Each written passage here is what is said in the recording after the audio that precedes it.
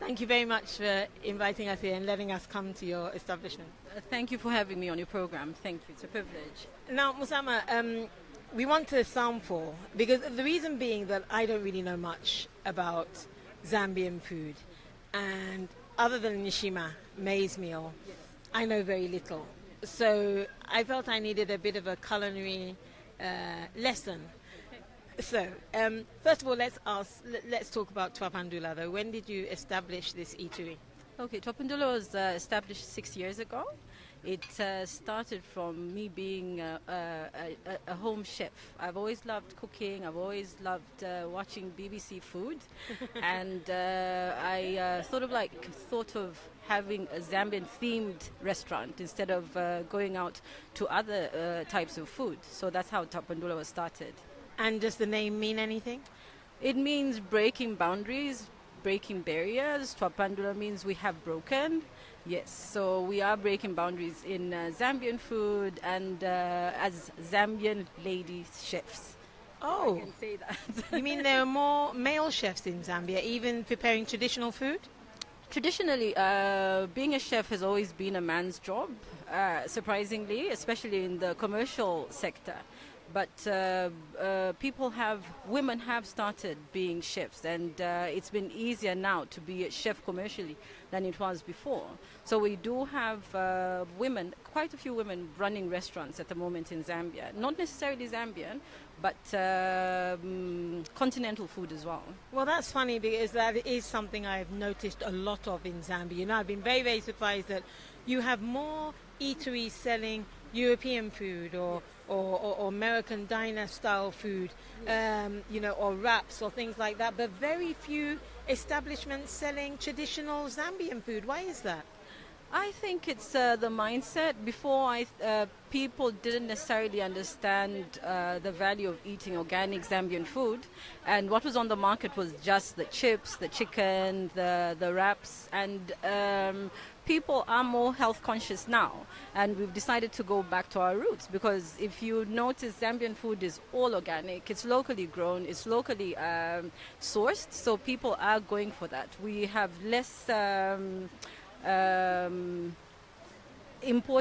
we have less chemicals in our food than normally you would when you go to any other establishment. Okay, so without further ado, I think it's time to tuck in. And for people that, a lot of people think that Nshima, maize meal, is the only thing you have in Zambia. So and now is your chance to challenge all of those perceptions. Where are we going to start? Okay, we'll start with our main seller, which is the tilapia. It's split open and so grilled. Yes, that's it's called ichiloli. Okay. We do not add any spices, just a little bit of salt, no oil. I think that's why it's really, really popular, because people are health conscious right now. So it's a lot of fish, plain grilled, and we just grill it. Okay. Yeah. Can I taste some? Yes, please. Thank you. Okay. Slightly deboned. Thank you very much. So I'm going to use the same fork for everything I taste. So please notice that I'm going to be hygienic about this. That's lovely.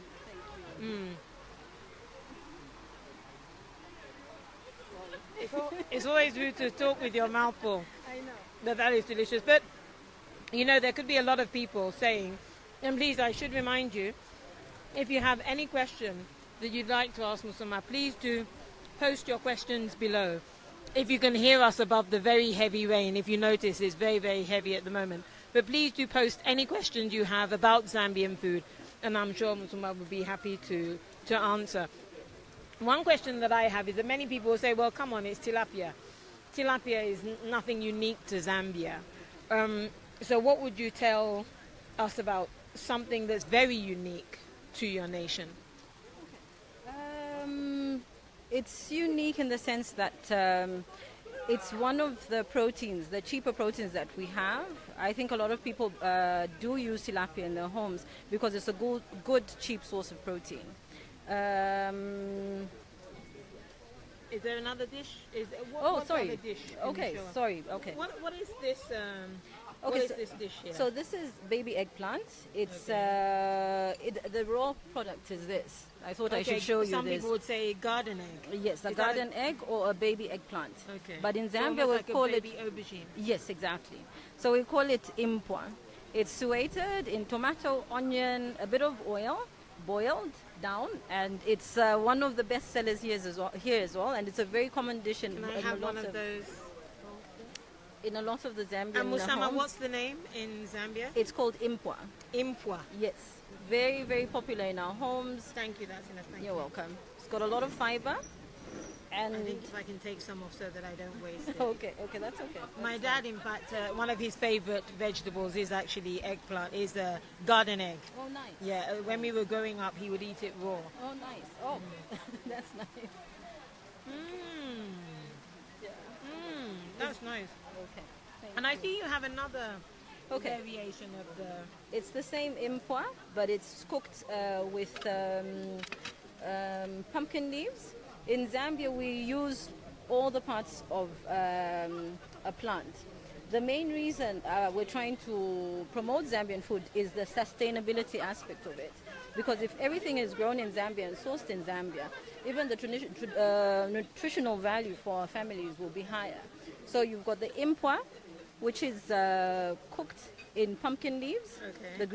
The green vegetable here is pumpkin leaves. And then the impwa is just boiled, added to it, and then you add a bit of oil. Could I taste a bit of this one? Yes, please. It is interesting, though, that you...